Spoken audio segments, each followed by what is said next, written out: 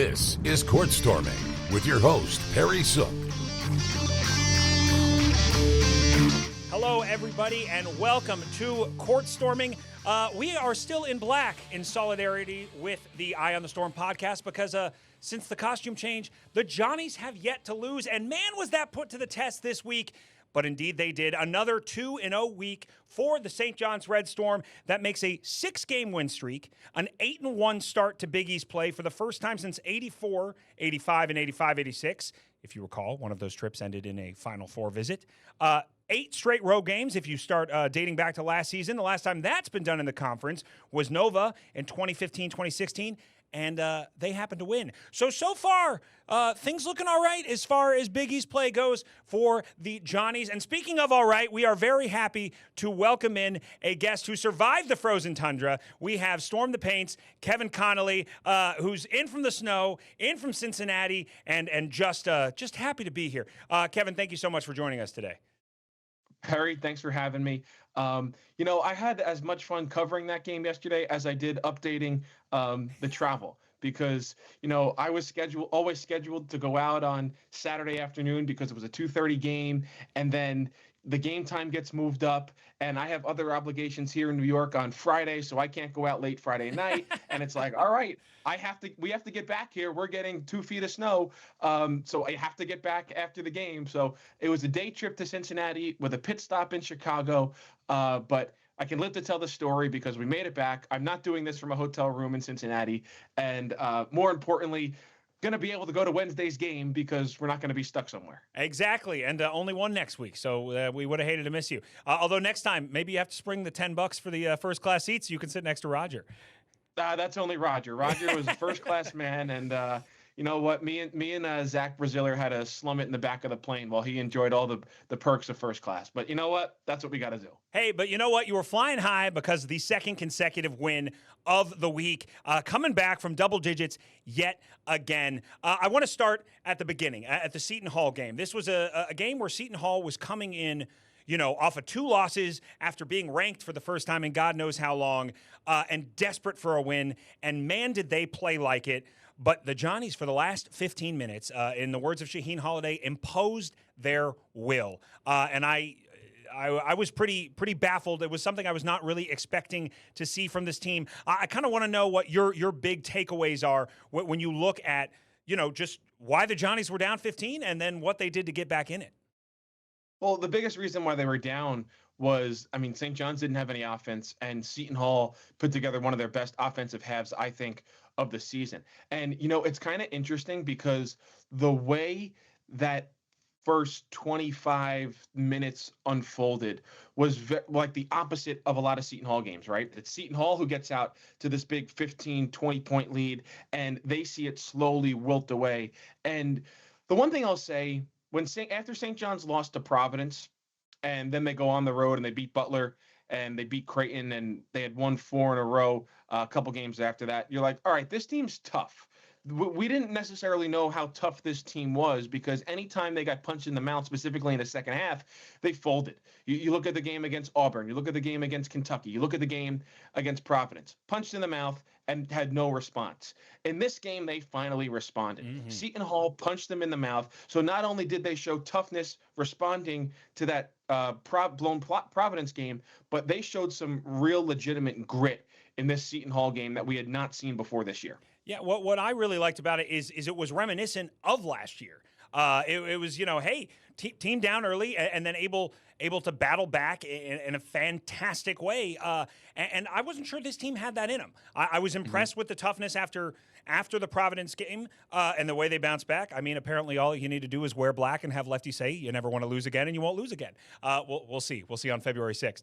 But it was a gritty performance. I got to give a huge shout out. Obviously, Mitchell, his second consecutive double-double in that one, 17 points, 11 boards, and the rebounding in the second half. 27 rebounds of the 41 coming in the second half. I talked to Mitchell after the game, and he said there wasn't any difference game plan. It was just an intensity. And I think you can see that.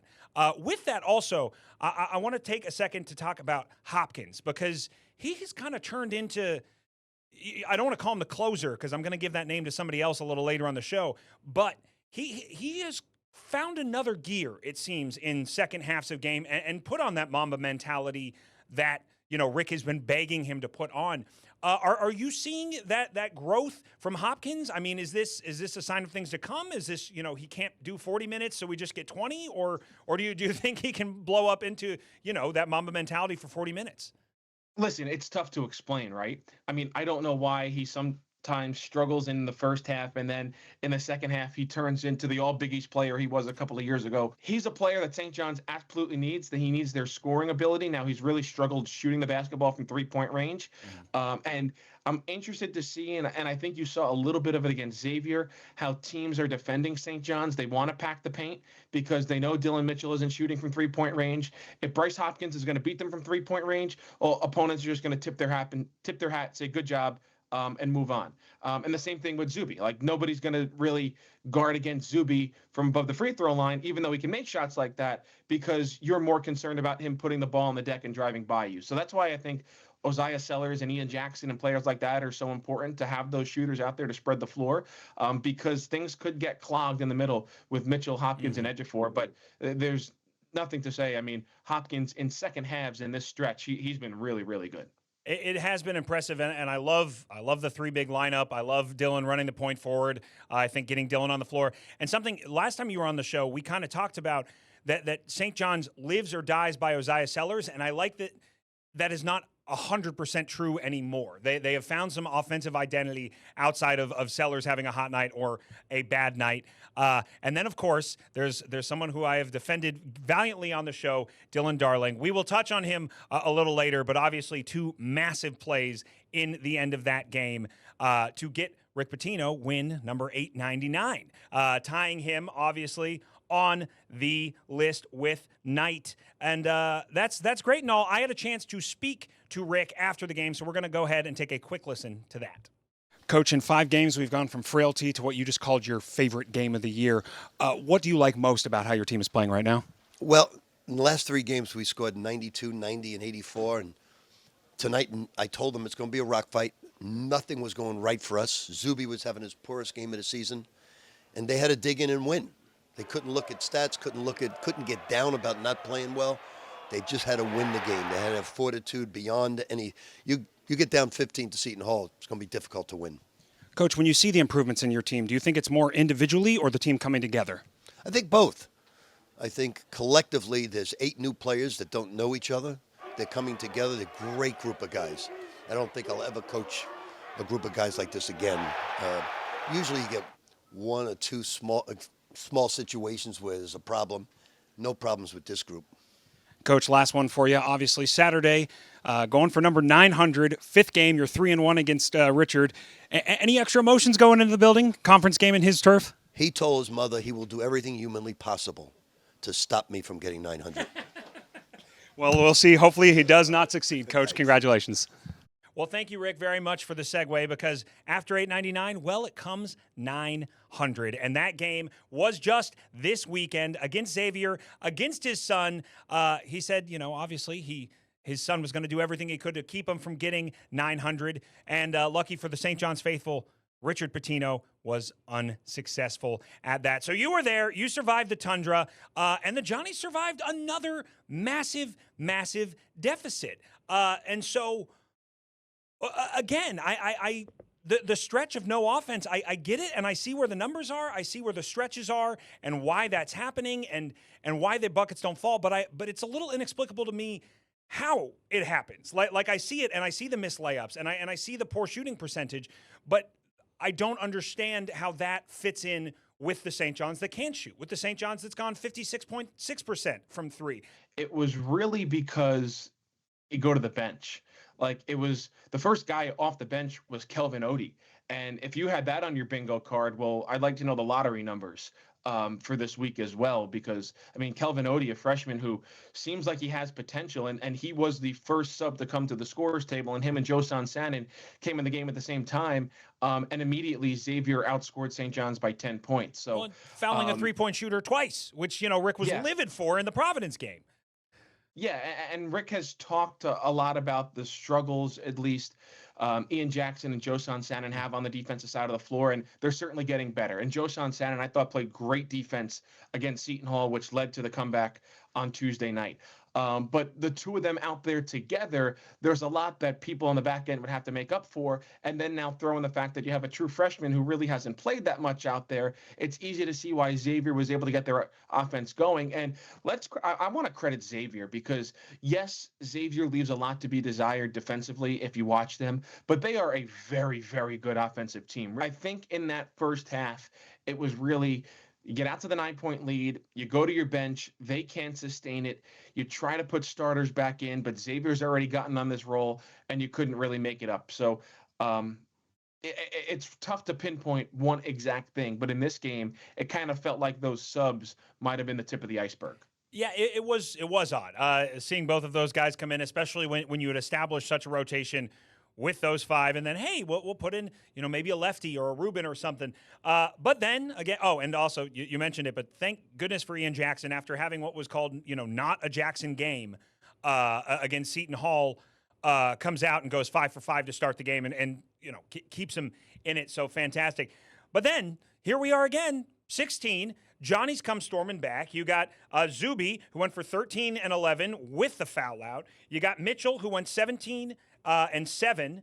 And so that's and 7 for 8 shooting. And then Hopkins, his 6 double-digit scoring game at 18, 14 of which were in the second half. So it brings back that grit. And I wonder, with Zuby fouling out, with Zuby sitting for a lot of the end of the Seton Hall game, Coach challenged them. He asked, it was a couple weeks ago, he said, hey, what do you like most about Zuby? And it was, hey, that he plays harder than anyone, that he gives that effort. And I wonder if, seeing him on the bench, seeing him yelling on them, spurs them on to this, because, I mean, it's miraculous to have a 15-point comeback and then, 5 days later, or even less than that, a 16-point comeback.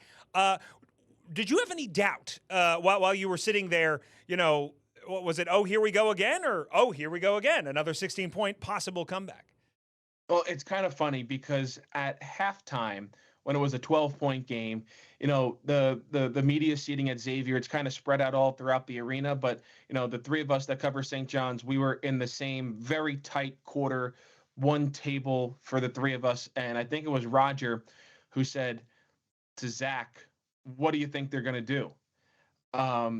And he gave his answer, which was a little negative. He didn't think they were going to pull it out just because the way Xavier was playing, and then they were on the road, and how much more difficult it is to come back on the road.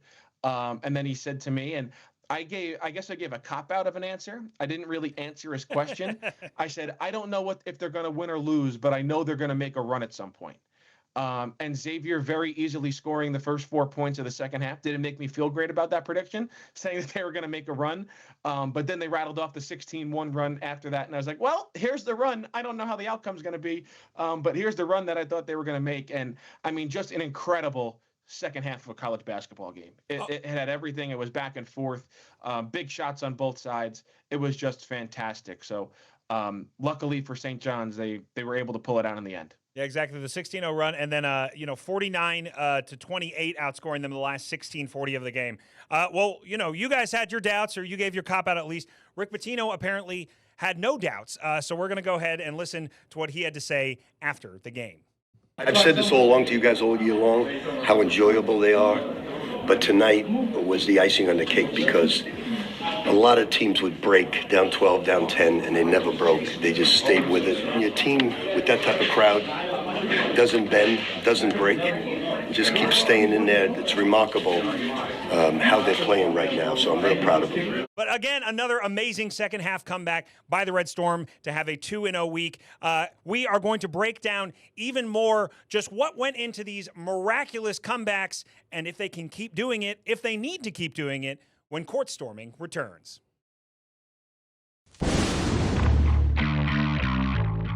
Welcome back to Court Storming with Perry Sook.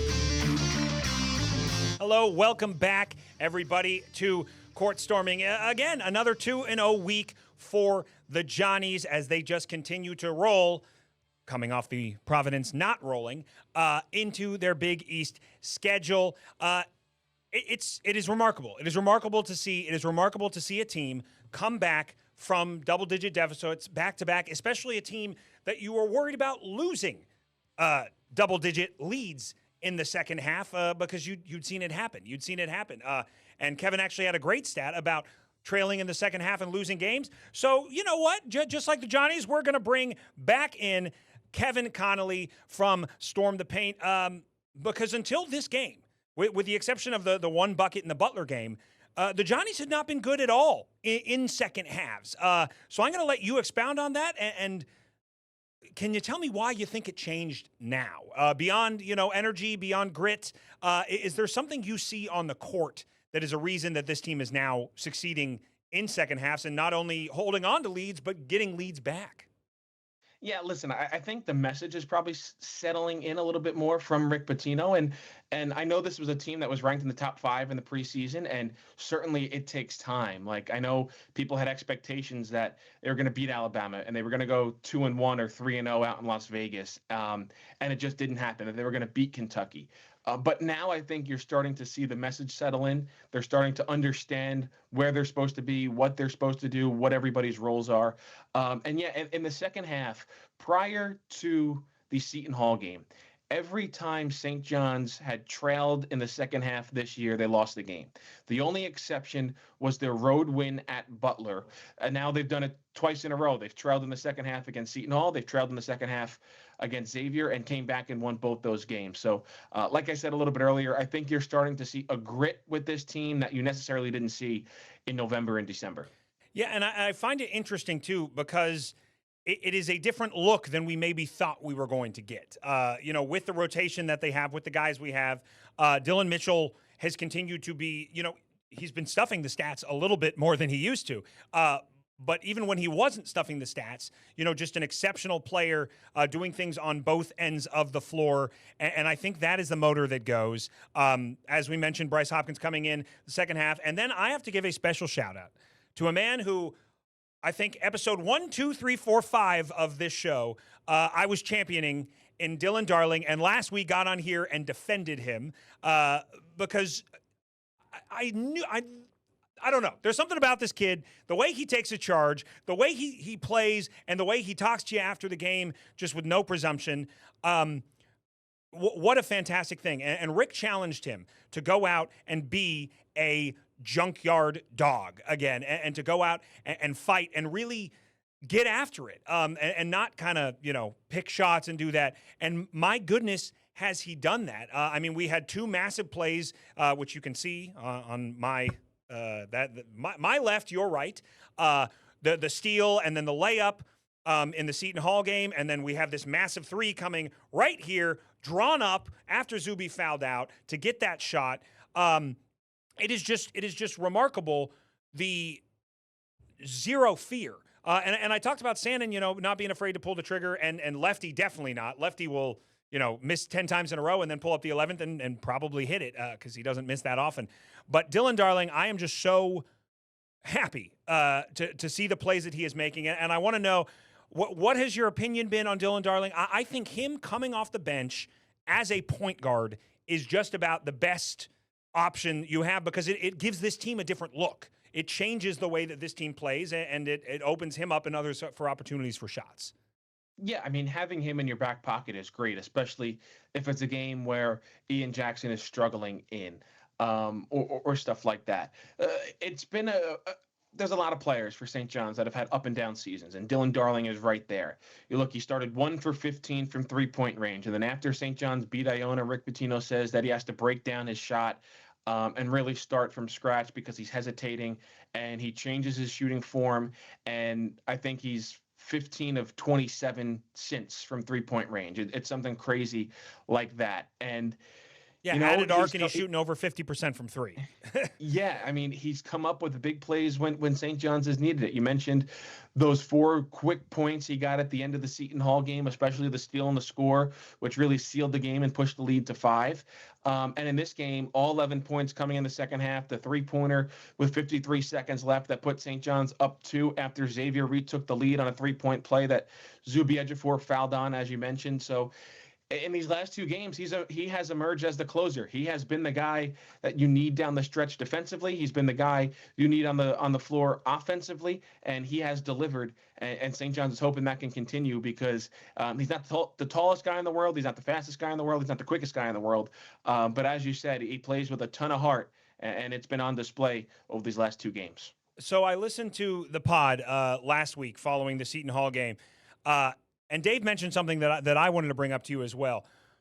With the struggles they've had at the one, at least, from the outside looking in, is there a reason we don't see Dylan Darling at the one and Ian Jackson come in and play his natural position at the two?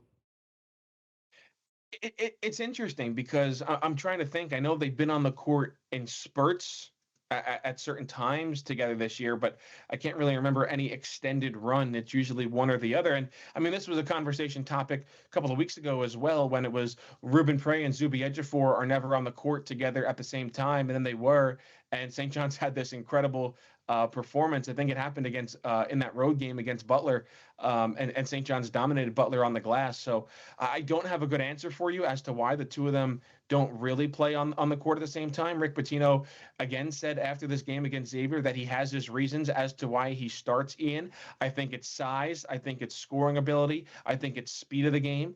And then Dylan Darling is there that you could bring in off the bench. So I think what you've seen, and I think this starting lineup has started the last 6 or 7 games together for St. John's. I think their starting lineup is pretty much set. I can't tell you the rest of the rotation is set because, like I said earlier, Kelvin Odie plays in this game, and he hasn't played that much, and Lefty doesn't play, and so we'll see how the rotation shakes out, because Rick said after the game, like, he's been practicing great, and he said it's time to play him. So maybe he's been polishing him here for this stretch run turning into February, but we'll see how much playing time Kelvin Odie gets in games the rest of the year. Yeah, Coach, promising Ruben Prey a starting position next year and Kelvin Odie more minutes this year. Pretty miraculous. But yes, that starting rotation, I think, is hammered in. It has been the starting rotation the entirety of this undefeated run, and pretty fantastic. But great to have Dylan Darling coming off the bench. And after the game, Coach said something so fun about Dylan Darling that I just had to make sure you guys heard it too. Dylan Darling, he's got balls as big as church bells. I mean, it's unbelievable. I got a really good coach who believes in me, who challenges me every day to be better, and he's making me better. And I got really good teammates who I've kind of had an up and down year, but they keep believing in me and giving me that extra confidence boost, and just made plays down the stretch tonight. All right, this is my official request for when Dylan Darling comes into the game at MSG for Hell's Bells to play over the sound system. I think it would be too good not to miss. No, but happy for him. Dillon Mitchell has continued to thrive, and I think there is something to be said just about the grittiness of this team and the fact that they're buying in. We heard it after the Alabama game from Zuby. We had the plan, we just didn't execute. We heard it after they had to come back at the half for the 48-point win at Carnesecca. Hey, we had the game plan. We just didn't do it. And when we stuck to it, and then this game, we had to shut them down from 3, and they ended up shutting them down from 3, and that is exactly what happened. And the result, well, Coach Pitino gets win number 900 against his son, Richard Pitino. So I just wanted to give a quick shout out to this moment because I think it's special. Everybody was talking about it in the media. Coach tried to downplay it, but then you show up to the game and a guy who absolutely hates to wear suits is sitting there with his entire staff in suits to be there for his dad. And trying to beat his dad, but still showing respect of the moment. And then post game, the celebration was fantastic. What was it like? I mean, excuse me, seeing the team embrace Coach, seeing the team pull out those shirts, which yes, I have already ordered one with the Express 2-day, customization. Did it feel bigger? This game. I mean, did clinching 900 feel like the momentous moment that it seemed from the outside inside the arena?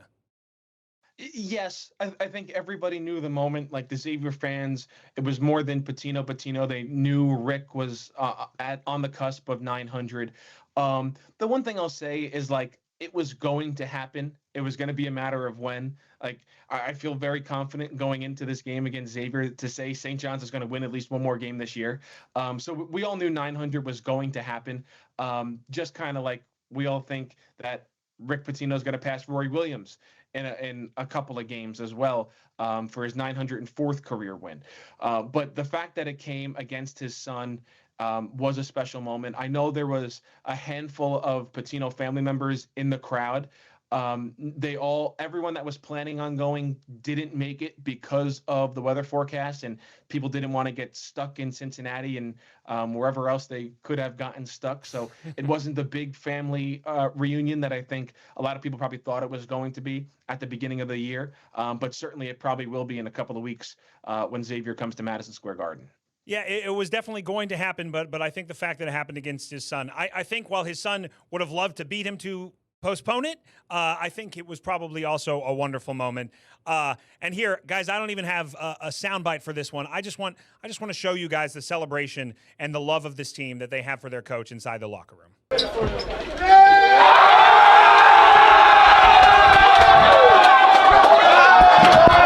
Big 900, man. I mean, he's been doing this for a long time, right? Shit, man, we were born against his son, man. Many more to come. 900. To be with you for 900's extra special. Extra special indeed. Fantastic. And now, Kevin, I want to give you credit. You were the first person that pointed out that should the Johnnies win the next 3 games, the opportunity for win number 904 to pass Roy Williams to be the third winningest coach would also come against his son. Now, obviously, in the way of that is a matchup at the Garden with UConn. Kevin, I want to ask you one last question. Are you ready to be bought back into the potential this team had before the season? I obviously believe in them more than I did after the Providence game. I believe in them more having watched them come back like this. But what is it going to take for you to go, oh, no, this team could be the team reminiscent of a preseason number 5? Yeah, listen, I think it's going to be continuing to win games, right? I mean, you're 8-1 in the Big East. You're a bad 4 minutes away from being 9-0 in the Big East. I think, you still have 2 more games before you get to UConn. Like, the game on Wednesday night against Butler in the Garden is huge for Butler if they want to try to be the 4th Big East team to make the NCAA tournament. Don't sleep on the road game against DePaul. It's the trap game, right? You're on the road against DePaul. You think, oh, we're playing DePaul. We're looking ahead to UConn. Like, that is the quintessential trap game. So, yeah, it would be funny. I don't know if funny's the word. Ironic maybe is a better word, that he could get his 900th career win against his son, and then he could officially move into 3rd place all time in Division I men's college basketball against his son as well. So that would be a funny storyline if it comes to fruition. But yeah, they still got to win the next 3 games in order for that to even be remotely possible. Exactly. Take it one game at a time. You don't get to 900 all at once. You get to 900 games, 1 game at a time. Kevin, thank you so much for joining me. Glad you made it back. Glad I would have talked to you in Cincy anyway. You could have gone out and got, Skyline Chili or something out there? I'm not a fan. Not a fan. not a fan. All right. Well, that's fair. Use it to melt the snow, I guess, then. Kevin, thank you again so much for joining me, and I will see you Wednesday night. Thanks, Perry. And thank you guys all, as always, for tuning in to Court Storming. Just 1 game next week. It's Butler. And 1 more to be at 901 and a possible 7-game run? Well, we'll see, and we'll talk all about it next week on Court Storming.